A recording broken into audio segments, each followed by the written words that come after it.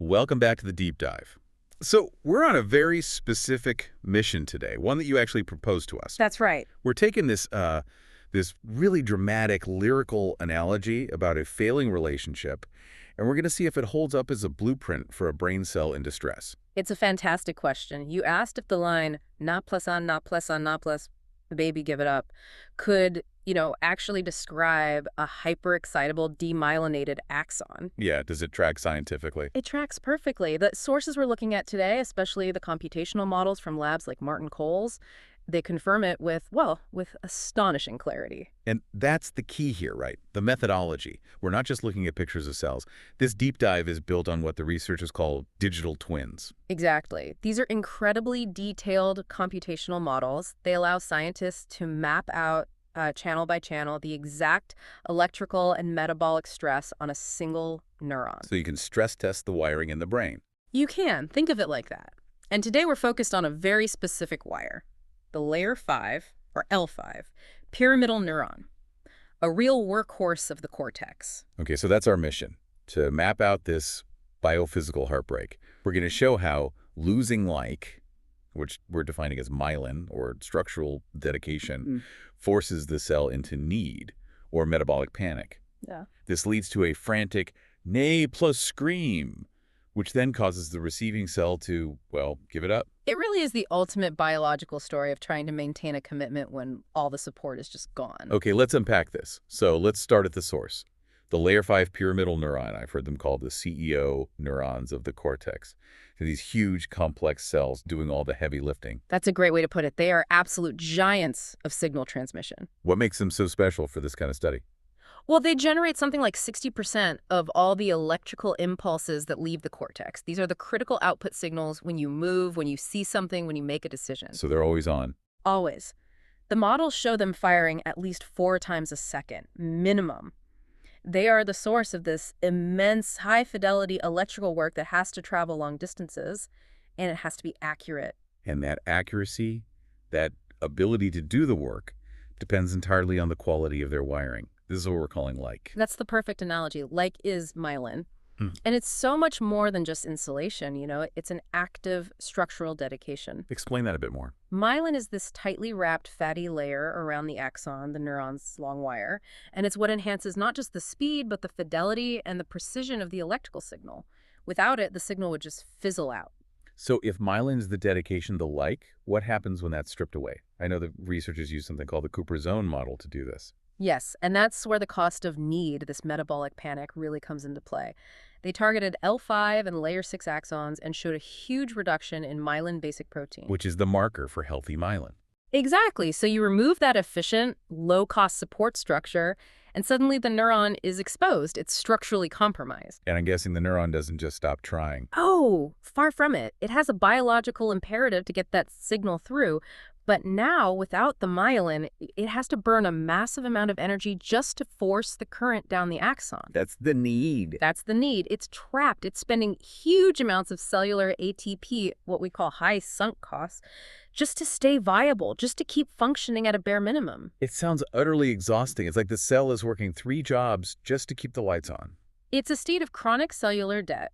The physical efficiency is gone, but the biological requirement to fire is still there, so the system just resorts to brute force. Which brings us right to the core of the analogy. It does. Here's where it gets really interesting. That brute force, that's the frantic chant, na plus na plus na. Yes, that's the na plus scream.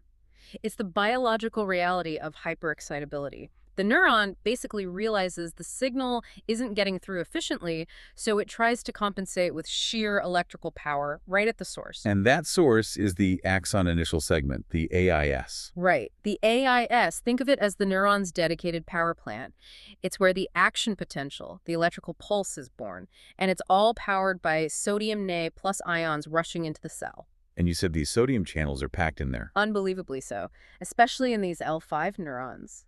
The models estimate densities up to 16,000 picosiemens per square micrometer. That's no. Okay. Well, it's an insane concentration. It's what guarantees a really powerful, precise signal when the system is healthy. But when it's demyelinated, that precision power plant becomes a screaming siren. That's it, exactly. The scream is this L5 neuronal hyperexcitability. You see this huge increase in the fraction of burst events. Instead of one clean pulse, the neuron starts firing these machine gun-like bursts. How fast are we talking? Oh, yeah.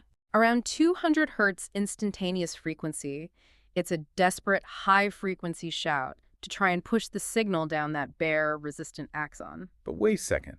If it's firing these 200 hertz bursts, isn't that working? Mm-hmm. Isn't that a win for survival? Why call it a scream? That is an excellent, excellent point. And it is a victory for survival, but it's a catastrophe for information quality and for metabolic stability. The reason it's a scream, a sign of distress, is tied to a really surprising chemical detail the scientists found. It connects this electrical shout directly to the metabolic panic. Okay, I think I know where you're going. This is the calcium connection. You got it. What the research showed is that the NAV channel, the sodium channel, is actually a little bit permeable to calcium ions, Ca2 plus Reb. So when all that sodium rushes in during the scream, A little bit of calcium gets pulled in with it, Uh-huh. and that massive Na plus influx during a 200 hertz burst pulls in enough C2 plus to cause this rapid sub-millisecond spike in calcium concentration right at the AS. and calcium is the universal distress signal in a cell. It's the universal signal for everything. Regulation, distress, you name it. So this isn't just a side effect. It's the direct biochemical link between the electrical scream, the Na plus flux, and the internal metabolic SOS. The cell is flashing the engine light while flooring the gas pedal. It's screaming need. So the source cell is shouting, it's panicked, it's flooded with calcium. Now we have to look at the destination. The poor synapse on the other end that just has to give it up. Right. And to understand that failure, we have to know where the signal is going. We're talking about the pathway from the L5 neuron to the thalamus, specifically a part called the posterior nucleus of the thalamus, or POM. And the POM is like a relay station. A crucial one. But this specific connection, this L5 to POM connection, is what's known as a driver synapse. It's built to be powerful and reliable. But, and this is the critical part, the data shows it's also prone to short-term synaptic depression. Short-term synaptic depression. Break that down for us. What does that mean here? It means the synapse is like a battery that just runs out of charge if you push it too hard too fast. It's biological burnout. When that high-frequency burst, the 200 hertz Na plus scream, hits the receiving synapse, the synapse just can't replenish its neurotransmitters fast enough. It gets overwhelmed. So it's the sheer frantic pace of the signal that's the problem. Precisely. The sources are explicit about this. Demyelinated axons suffer from frequency-dependent action potential failures. The receiving system literally cannot keep up with that level of frantic effort. It just shuts down. And the models showed this happening, the connection actually breaking. They did. Even with the L5 neuron screaming its head off, the connection to the POM just failed. It couldn't reliably transfer the full burst. The data showed a clear trend toward a reduction in firing. Myelin loss destroys the precision you need to transfer a burst, so the receiver is starved of information. The connection gives up. It gives up. So the loss of like, that structural support, it just fundamentally taints the quality of the signal, which confirms that idea we talked about, Yeah. that like for like was a lie, and it all just becomes data abstraction. That's a perfect way to summarize it. The signal quality degrades in two really dramatic ways, and it completely changes the message the POM receives. What's the first way? Timing. It's all about timing. Demyelination massively increased the delay and the variance, the jitter in the spikes arriving at the POM. So the signal is slower and less consistent. Much slower and less consistent, delayed by about 1.5 milliseconds, which is an eternity in the brain.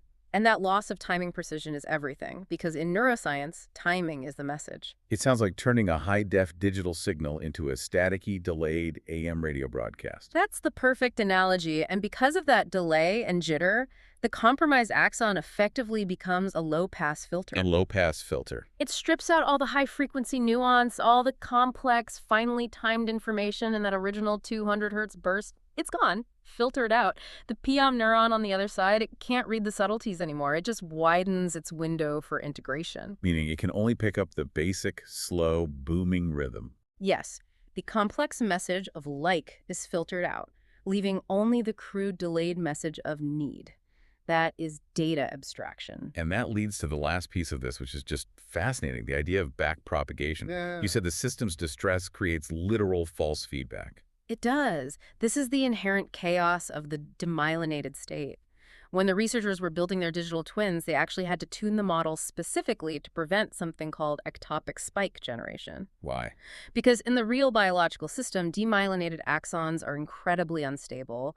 They spontaneously generate these ectopic impulses. It's basically random noise, and that noise travels backward up the axon into the cell body. Wow. So unsolicited static traveling the wrong way down the wire. Exactly. And this backpropagation tells the neuron's control center that it's highly active, even when that activity is just sputtering noise caused by the lack of insulation. It's a feedback loop of false data.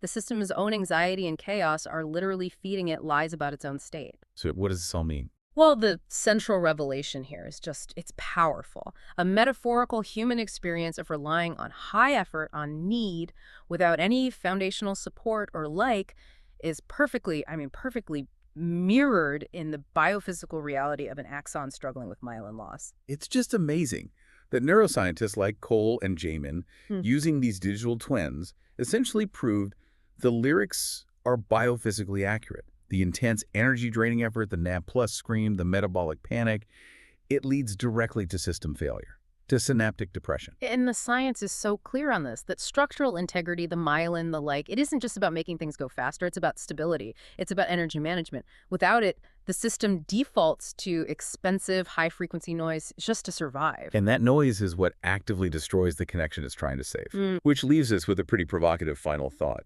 If the brain uses this noisy, high-cost effort, this now plus scream, not for efficiency but just for bare survival in a broken state, well, it makes you ask a question. We have to ask ourselves, what societal structures, what institutions are currently running on a principle of high metabolic need without like? And what's the inevitable consequence of that constant, low-pass filtered, high-cost noise on the very systems they're supposed to be serving? That's something to think about. It's something for you to think about until the next deep dive.